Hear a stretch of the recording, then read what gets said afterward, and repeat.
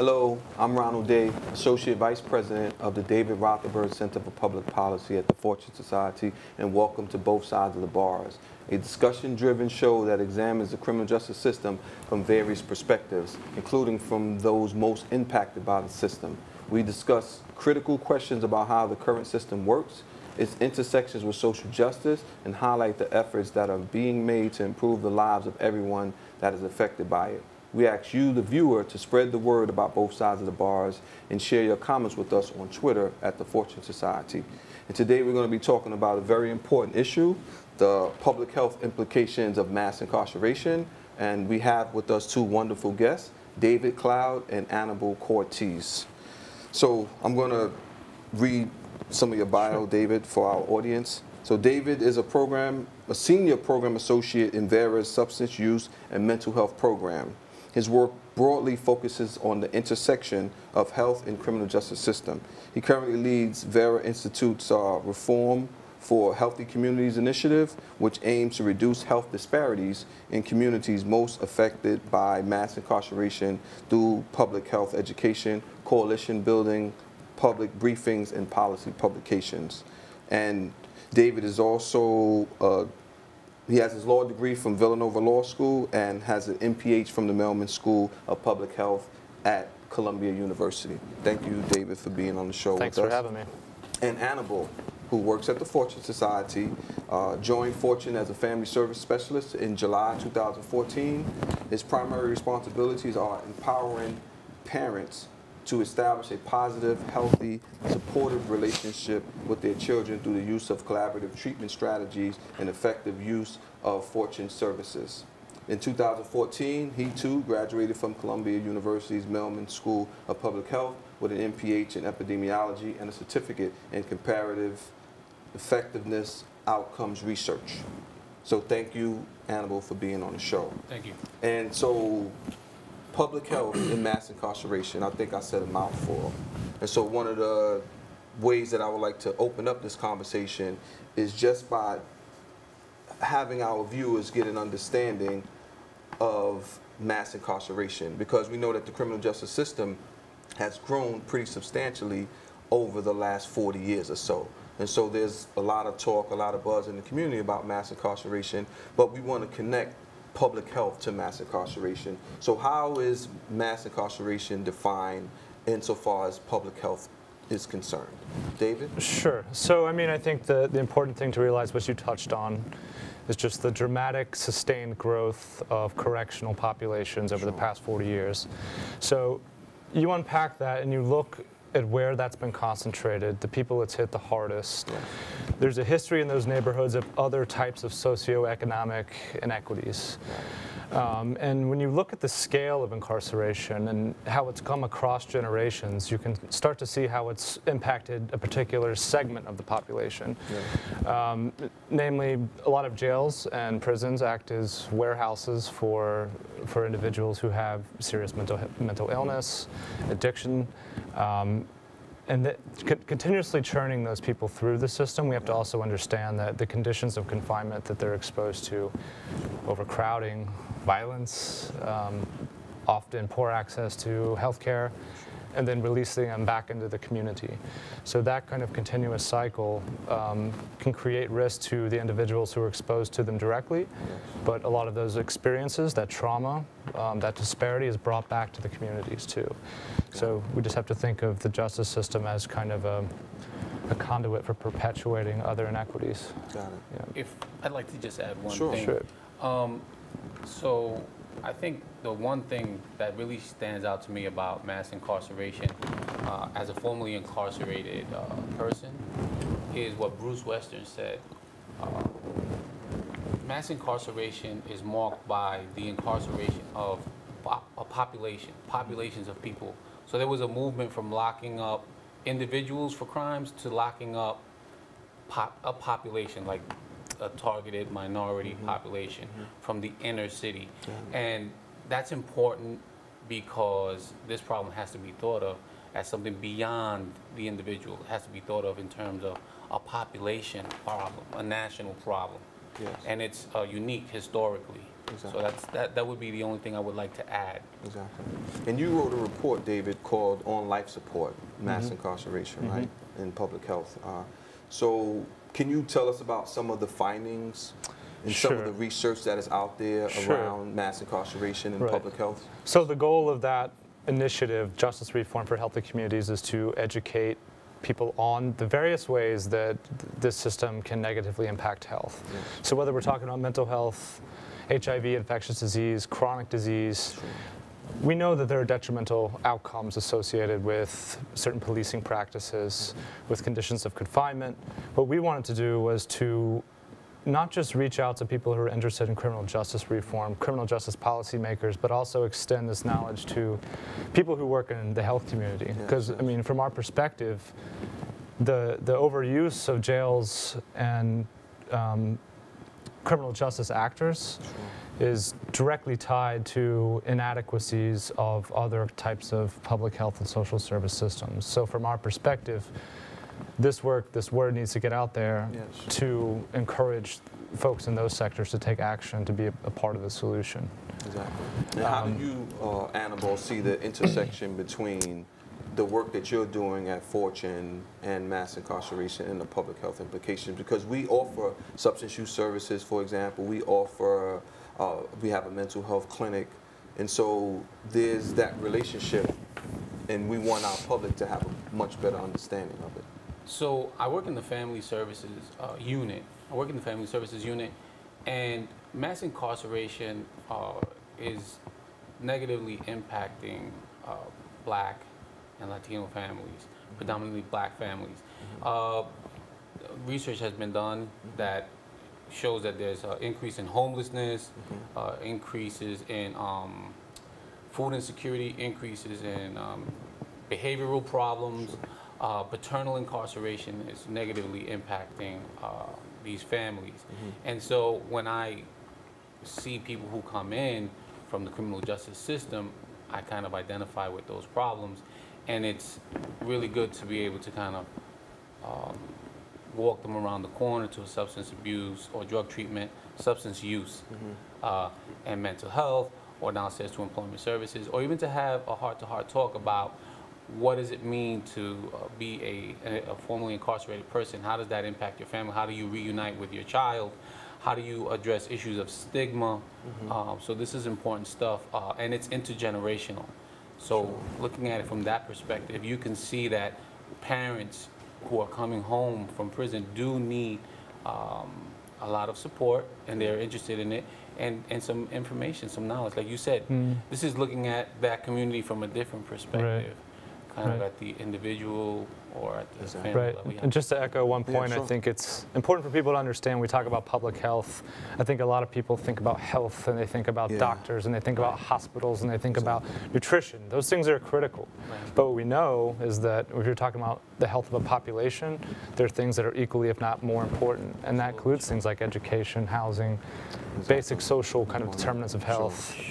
And that's where a lot of the research, a lot about what the report talks about, what Anibal was highlighting, is that the way the system exists now, it's not just about arresting and incarcerating to keep people away from communities. There's a lot of collateral consequences, as they're commonly talked about, and those have bearings on people's health. Got it. And so there's a lot of discussion taking place in the policy arena right now around trying to end mass incarceration. Hillary Clinton has made comments about it. Now, even though, like, while Bill Clinton was president, he actually was, you know, the changes in the laws actually helped perpetuate mass incarceration by building more prisons and so forth. And so now a lot of politicians seem to realize that we need to scale back on this.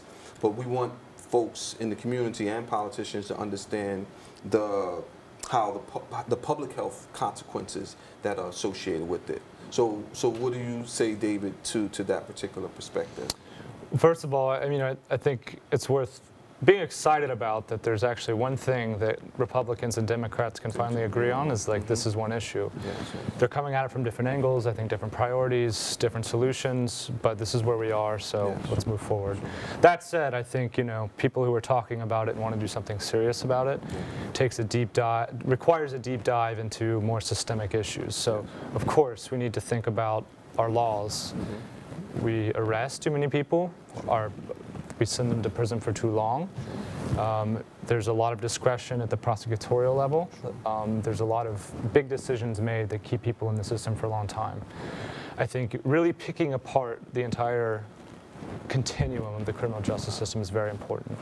That said, I also think that we have to think about kind of intersectoral solutions, so involving public health and other agencies to be part of the solution. So a lot of what we think about is curbing kind of the flow of people, because if you think about who gets caught up in Rikers Island, who gets caught up in jail, it's most of the time it's like very low level stuff that just builds up and stacks up on top of people. So we have to think of like better, like technocratic but really programmatic mechanisms that challenge police and other people to reform themselves in a way that doesn't impede the efforts of other public health agencies. So, you know, rather than directing them to, you know, you get arrested, you see a judge, and you're off to Rikers, there should be kind of interventions to intercept people. If they're sick, get them to services in the community, get them to their family. I think that kind of front-end area is one that needs a lot of attention. Exactly. And so, you know, Anibal, you mentioned that you were formerly incarcerated, so you also did some work while you were inside. And my understanding is that you actually helped introduce a public health curriculum into one of the facilities that you were in. And why is that something that you would consider important?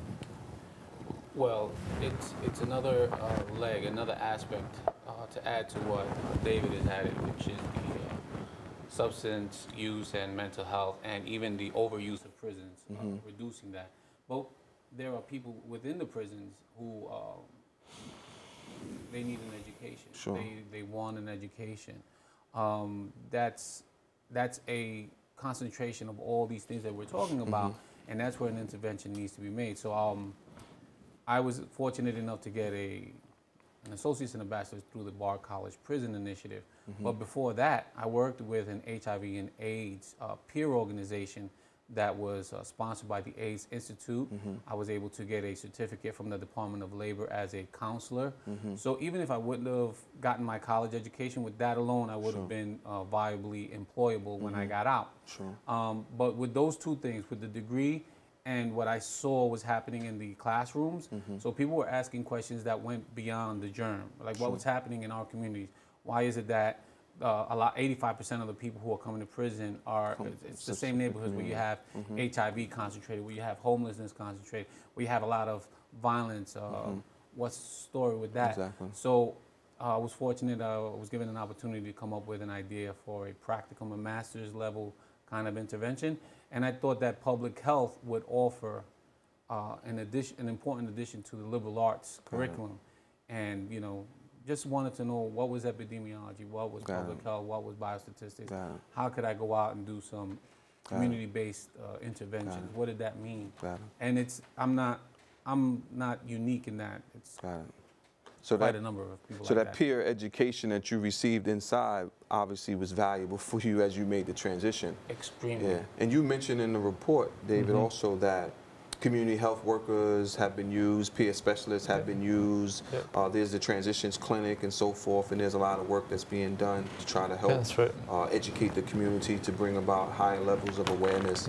So, you know, what do you say to that issue about using community health workers, particularly those who themselves might be able to relate more to the community based upon their own either criminal justice system involvement, or they might be in recovery, or they might have had some other issues and can empathize with folks? I'll speak to the prison context. So we know in the country there's about 650, 700,000 people a year that come home. That period of transition, from an epidemiologists have studied, we know that from a health perspective is a very risky one. There's a high risk of death, high risk of injury. And when they release you, they may prepare you for some things, but when you get out, you know, with like a job, family, healthcare is important, but it may not rise to the top.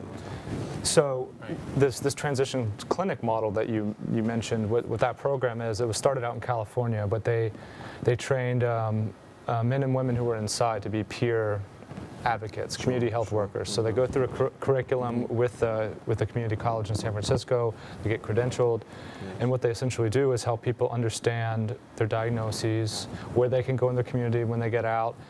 It's an in-reach model, so they're going to see the same folks that were talking to them when they're inside, when they get outside. So there's that relationship, there's that trust.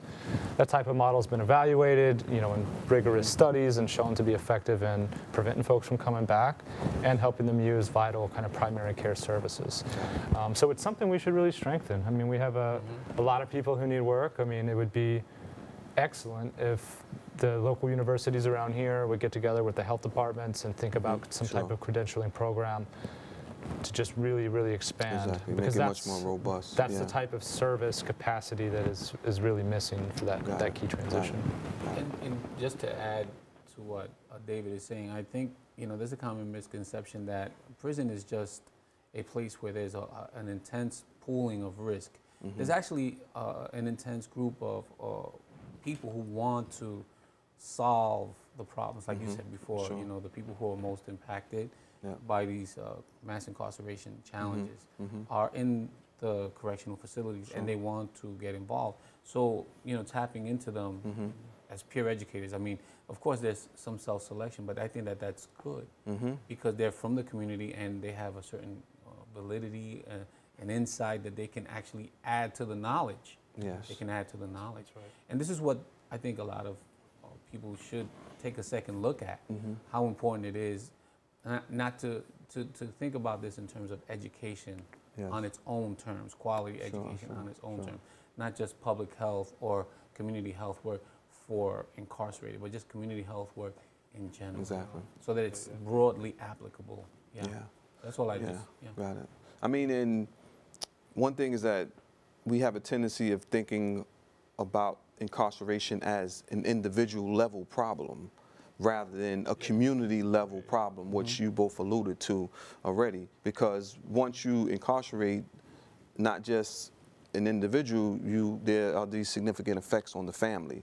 And so there's a lot of research about there as well. So, and then your report kind of alludes to that, how, you know, there are all of these ramifications and all of these implications. So can you speak a little bit to the implications as it relates to how communities are less healthy when you have individuals, be they men or women, that end up in the criminal justice system? Sure. I mean, I think you hit on it. It's the family structure, those dynamics that start to get torn apart by decades of incarceration. You know, parents with children, children with parents who go through the system. And actually, there's been some pretty important and impressive work done on infant mortality rates. So looking at these models of what if we kept the incarceration rate in the United States similar to what it was in the 1970s. What would the difference be between infant mortality, so babies who die before they should, between black and white populations? And what you see is like the disparity over mass incarceration. It would have been much, the gap would have been much more narrow. So I mean, I think you can start to think about those kind of metrics, like infant mortality, and start to really lets the magnitude of this issue sink in when you're starting to see its effect in things like that are really key indicators of how healthy and how well a community is doing. You want to add to that?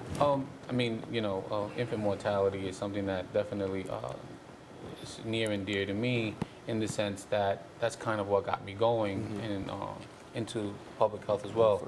I wrote a paper on for my bachelor's degree on that. What were the community responses to high infant mortality rates in New York City?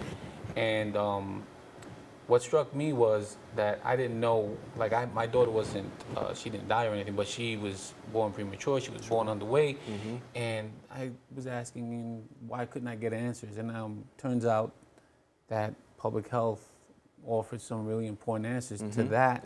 And now thinking about it intergenerationally, you know, the homelessness that my family has gone through, the food insecurity, dropping out of school while I'm getting a degree. These are kind of paradoxes and stuff that, on the one hand, public health kind of really highlights and underscores for me, but I think it's really important what you're saying. That's a key indicator. And another thing, just going back to the report that you wrote, which I think is fantastic, there's a small section on political capital and what the transference of bodies means politically to these communities that are intensely policed and mass incarcerated.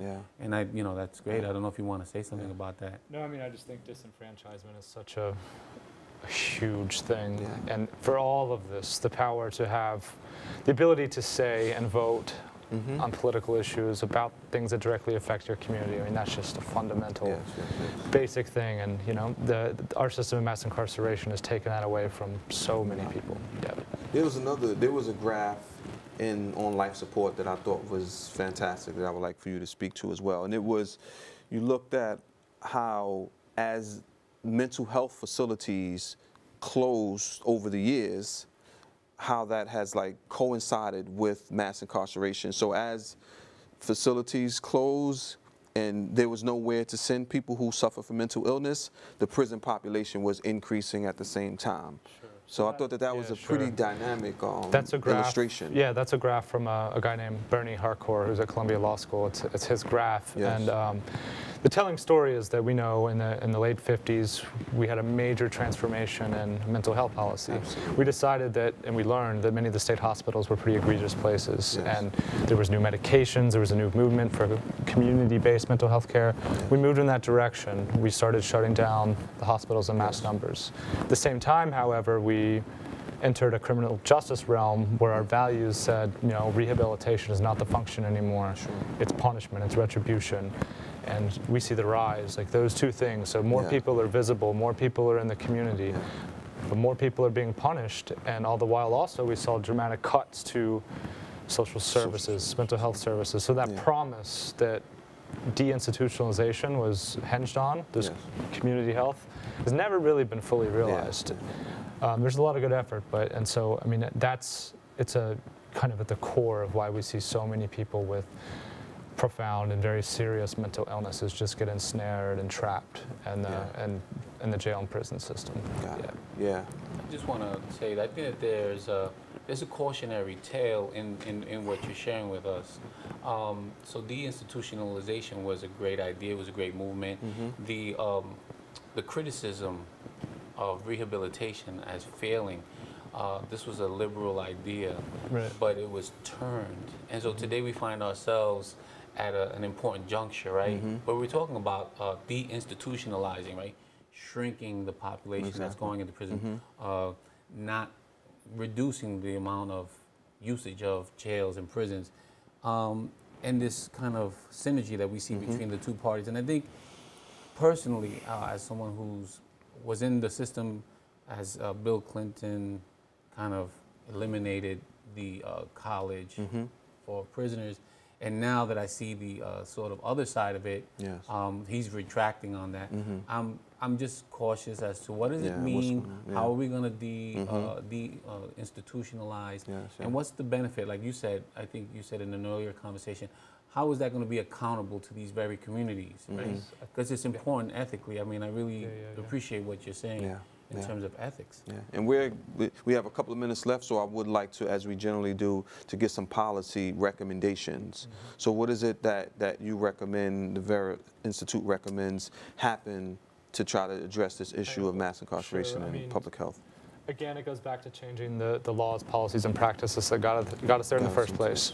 But I do think there's, for the folks who have such serious health issues, there's a real opportunity with Obamacare, the Affordable Care Act, to rethink structures of enrolling folks when they do hit the system, building kind of fundable new programs and structures at the front door of the justice system and the back door system.